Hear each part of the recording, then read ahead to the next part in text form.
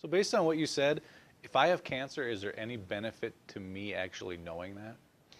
It depends on if you do a regular cleansing, a regular taking a break. See, stress is something, I'm considered the world leading expert for stress reduction and stress related illness. Stress is something like you would move your hand over the edge of a table like this. And you move it for a minute, it doesn't really matter.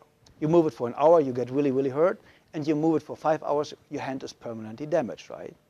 But if you do this and take a break, you do this and take a break, there's no permanent damage. You can do this for the rest of your life. The same happens with our health.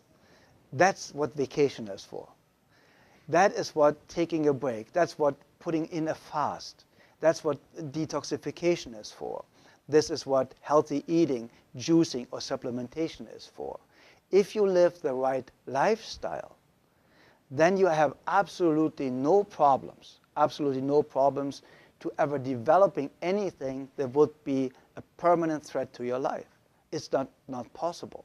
Cancer, for example, is not inherited. There is absolutely no cancerous gene that will cause cancer.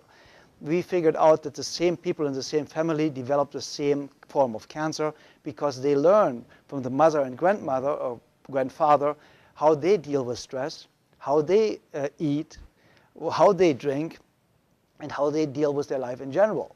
Because adopted children have the tendency to get so-called inherited diseases if they don't know that they're adopted.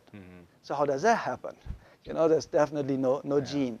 If you imagine that everybody in my entire heritage had cancer, everybody.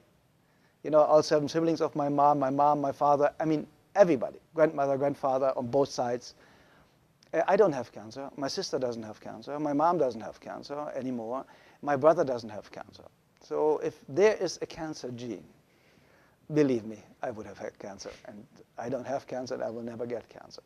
So if you live the right lifestyle, it doesn't matter what they tell you. If they tell you you have cancer, first of all, so many positives are false positives. So they come back and scare this poor woman to death. It's just the calcium deposit. It's just we saw something. First of all, Scott, breast cancer takes 7 to 10 years to grow to a size that you can even diagnose it, that you can even find it. And now they're going to scare this poor woman into instant surgery. Your life is at risk. And if the woman is smart and says, no, let me get educated first, they go to the relatives and say, your wife is so irresponsible. And can she do this to you or to your children and so on? And then they put the pressure on all sides and scare these poor people into surgery. Very often just for a calcium deposit, but very often just for an inflamed or infected lymph node, which could be easily fixed if you just buy a rebounder, a little trampoline, and do 7 minutes on it a day, and that gives you the best lymph drainage after a manual lymph drainage, which is not really available in America, I guess. But if you flush your lymph system in the right way, if you do some aerobic exercise, if you breathe right, like that's why I invented the breathing technique CDs for people to do it at home, because a really deep stomach breathing helps more for the lymph system than any kind of anaerobic exercise you can ever come up with. And people just have the tendency in the Western world to just breathe up here into the chest where there are no air bubbles. Because the main part are really in the tip of the lungs, and if you don't breathe down there, you don't get any oxygen. Just barely surviving. You just get enough to barely survive. And oxygen, as I talked about, is just the basic element for health. But there is no, to answer your question, in my opinion, any form of benefit. The opposite is true. Early detection usually leads to early treatment, very often unnecessary treatment. The medical profession has a cancer cure rate, as stated by Dr. Gary Null, Dr. Simoncini, and so on, of 2%. Dr. Null and his colleagues made a study proving that the medical industry is basically the #1 cause of death in America.